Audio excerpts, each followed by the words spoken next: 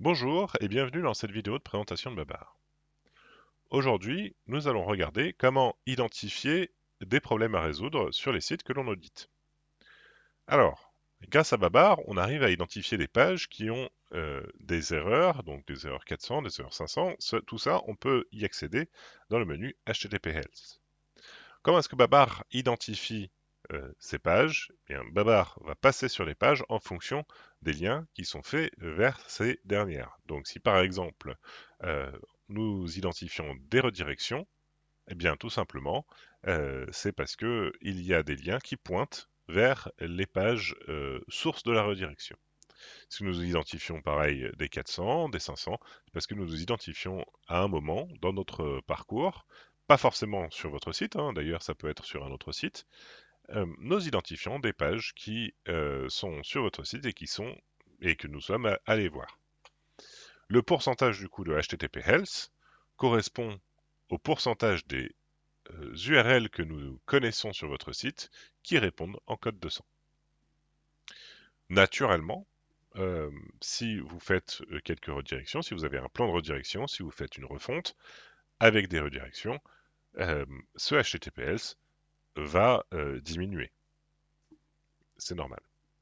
Si par contre nous voyons des pages qui répondent à plus de 30 secondes, euh, ces pages donc du coup vont être classifiées comme étant en failed et donc là à ce moment-là la partie noire donc failed de notre graphique va augmenter et faire diminuer également le HTTPS.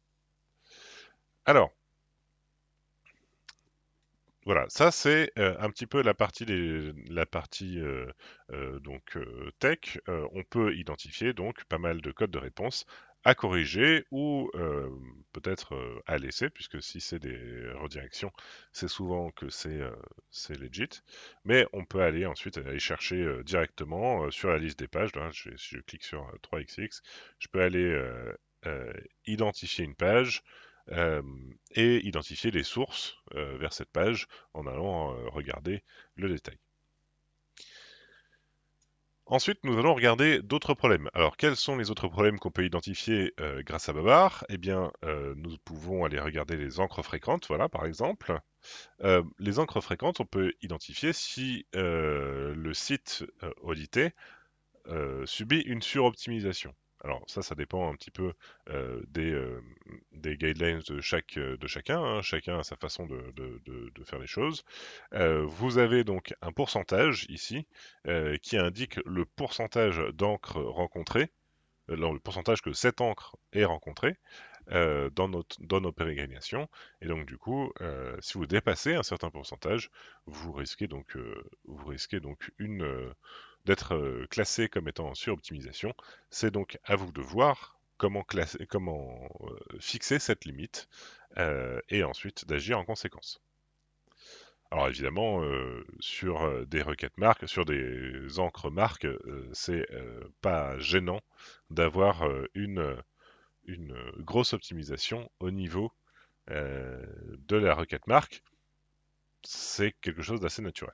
Ensuite, grâce, grâce au Top Internal Page Value, hop, si je vais ici dans le menu technique, donc, si je clique ici, je vais identifier donc le Top Internal Page Value, et là, je vais pouvoir identifier des problèmes, donc des erreurs à corriger dans le maillage interne du site que j'audite, surtout si les pages qui remontent en haut de mon Top Internal Page Value ne sont pas des pages stratégiques. Donc en gros, ici, ça me permet d'identifier s'il y a des pages qui ont une grosse référence en interne, il y a beaucoup de liens en interne qui sont faits vers ces pages-là, ou alors une grosse redistribution du PageRank en interne vers ces pages-là, eh bien ça me permet d'identifier qu'il y a potentiellement des corrections à faire au niveau du maillage, que ce soit dans le menu, dans le footer ou tout simplement sur les pages.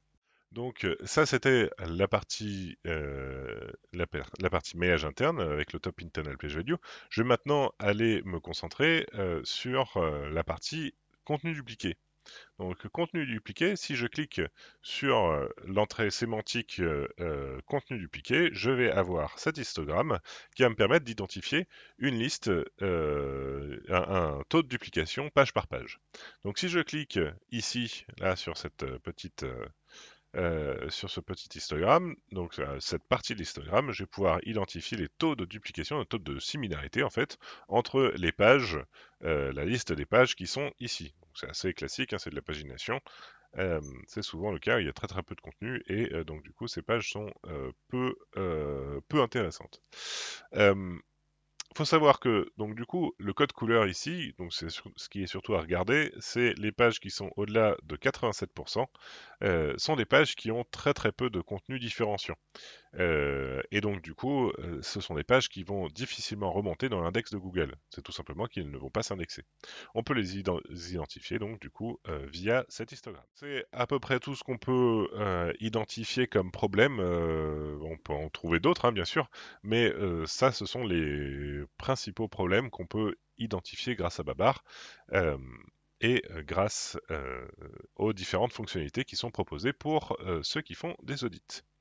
Bonne journée.